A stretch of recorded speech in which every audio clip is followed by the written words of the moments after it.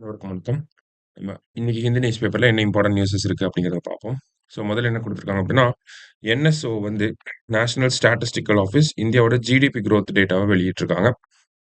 So 2023-24ல இந்தியாவோட GDP growth எவ்வளோ இருந்துச்சு அப்படின்னு பார்த்தீங்கன்னா, 9.2% இருந்துச்சு. ஆனா இப்போ பார்த்தீங்க அப்படின்னா, 6.5% இருக்கு. ஓகேங்களா? இதுக்கு நெறைய ரீசன்ஸ் இன்ஃப்ளேஷன் இருக்கு. அர்பன் கன்சம்ப்ஷன் கம்மியாயிருச்சு. ஆ லாக்டவுனுக்கு அப்புறமா இருந்த ஒரு கன்சம்ப்ஷன் ஸ்பைக் அப்படிங்கிறது கம்மியாச்சு. இந்த மாரி பல ரீசன்ஸ் நம்மனால சொல்ல முடியும்.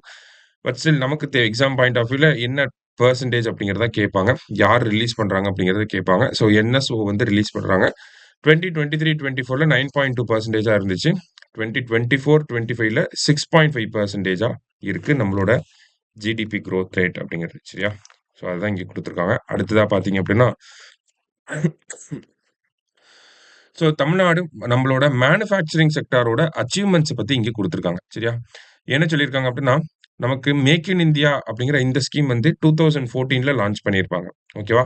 ஸோ இந்த மேக் இன் இந்தியாவோட முக்கியமான டார்கெட் என்ன அப்படின்னு பார்த்தீங்கன்னா, ஆ இந்தியாவோட ஜிடிபில நேஷனல் ஜிடிபில மேனுஃபேக்சரிங் செக்டாரோட கான்ட்ரிபியூஷன் 25% இருக்கணும். ஓகேவா? பை 2025 சரியா?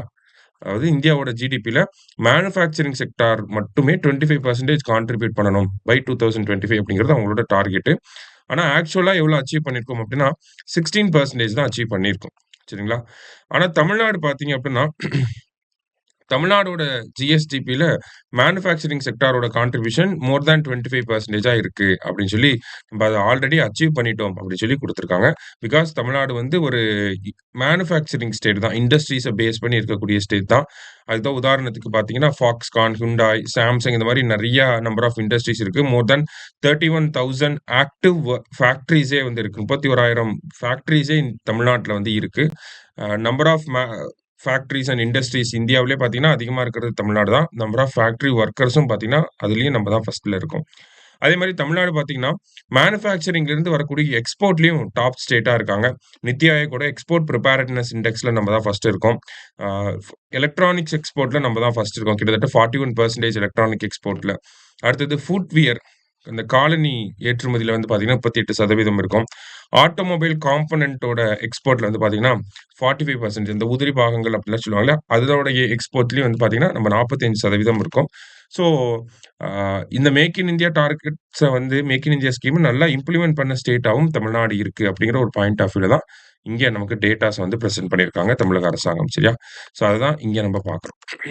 அடுத்ததா பார்த்தீங்க அப்படின்னா, நமக்கு இந்த இடத்துல யுடிசி ரிப்போர்ட்ட பேஸ் பண்ணி சென்ட்ரல் கவர்ன்மெண்ட் என்ன சொல்லியிருக்காங்க அப்படின்னா, நமக்கு கவர்ன்மென்ட் ஸ்கூல்ஸ்ல என்ரோல்மென்ட்ட இன்கிரீஸ் பண்ணுங்க அப்படின்னு சொல்லியிருக்காங்க. ஓகேங்களா? யுடிசி பிளஸ் அப்படின்னு சொல்லுவாங்க. ஓகேவா? ஸோ இது வந்து இந்த யுடிசி அப்படிங்கிறது பார்த்தீங்கன்னா, சென்ட்ரல் கவர்ன்மெண்ட் எஜுகேஷன் ஐ மீன் மினிஸ்ட்ரியோட ஒரு ரேங்கிங்ஸ் தான். சரிங்களா? என்ன சொல்லுவாங்க? ஃபுல் ஃபார்ம் நமக்கு எக்ஸாம்ல அடிக்கடி கேட்கறாங்க. ஸோ அதனால இந்த ஃபுல் ஃபார்ம வந்து நல்லா பார்த்துக்கோங்க. Unified district information system for education அப்படின்னு சொல்லி குடுத்துருக்காங்க. சரியா? எக்ஸாம்ல எஜுகேஷனுக்கு பதிலா என்விரான்மென்ட்ன்னு குடுப்பாங்க.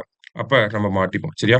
இப்ப unified district information system for education அப்படிங்கிறது தான் இதனுடைய full form. Unified district information system for education. சரியா?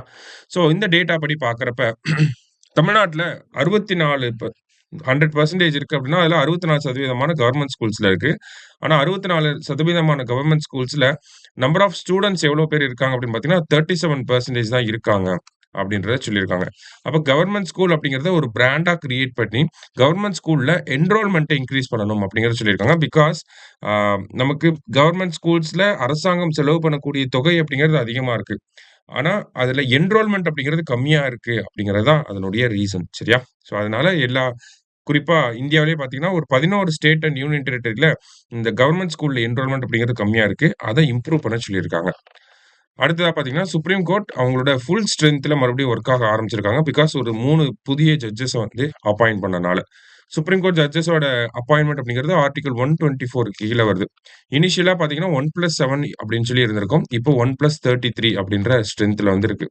எக்ஸாம்ல என்ன கேட்பாங்க அப்படின்னா, சுப்ரீம் கோர்ட்ல எவ்வளோ ஜட்ஜஸ் இருக்கணும்? அந்த ஜட்ஜஸோட ஸ்ட்ரென்த்த முடிவு பண்ணக்கூடிய அதிகாரம் யார்கிட்ட இருக்கு அப்படின்னு சொல்லி கேட்டு president, parliament, chief justice of India இந்த மாரி ஆப்ஷன்ஸ் வந்து குடுப்பாங்க. ஸோ இந்த 1+7 1+33 மாத்துறது இது எல்லாமே பார்த்தீங்கன்னா கான்ஸ்டிடியூஷன்லேயே சொல்லியிருக்காங்க. என்ன சொல்லியிருக்காங்க அப்படின்னா கவர்மெண்ட் ஒரு பார்லிமெண்ட்ல சட்டம் கொண்டு வரதன் மூலியமா சுப்ரீம் கோர்ட்டோட நம்பர் ஆஃப் ஜட்ஜஸை டைம் டு டைம் சேஞ்ச் பண்ணிக்கலாம் அப்படிங்கிறது. ஓகேங்களா? Parliament by law can increase the strength of the supreme court அப்படின்னு சொல்லி கொடுத்திருப்பாங்க. சரியா? ஸோ அந்த வகையில பார்த்தீங்கன்னா நமக்கு பாராளுமன்றமும் supreme court number of judges act அப்படிங்கிற ஒரு சட்டத்தை கொண்டு வந்திருப்பாங்க. சரியா? Supreme court number of judges act அப்படிங்கிறத கொண்டு வந்திருப்பாங்க. சரியா? ஸோ இந்த சட்டத்தின்படி இந்த சட்டம் எப்போ வந்திருக்குன்னா 1956ல வந்திருக்கும். இந்த சட்டத்தின்படி தான் பாராளுமன்றம் சுப்ரீம் கோர்ட்ல எவ்வளவு ஜட்ஜஸ் இருப்பாங்க அப்படிங்கறத தீர்மானிக்கிறாங்க. சரியா? அப்ப ஒரு உச்சநீதிமன்றத்துல எவ்வளவு நம்பர் ஆஃப் ஜட்ஜஸ் இருக்கணுங்கிறத யாரு தீர்மானிக்கிறாங்கன்றதான் கேள்வி வரும். அப்படி கேள்வி வந்துச்சுன்னா என்ன ஆன்சர் அப்படின்னா பார்லிமெண்ட் அப்படிங்கிறது தான் ஆன்சரா இருக்கும். சரியா? ஸோ இன்னைக்கு நியூஸ் பேப்பர்ல இருந்த முக்கியமான செய்திகளை பார்த்திருக்கோம். நன்றி. சுரேஷ் IAS அகாடமி வெற்றியின் முகவரி.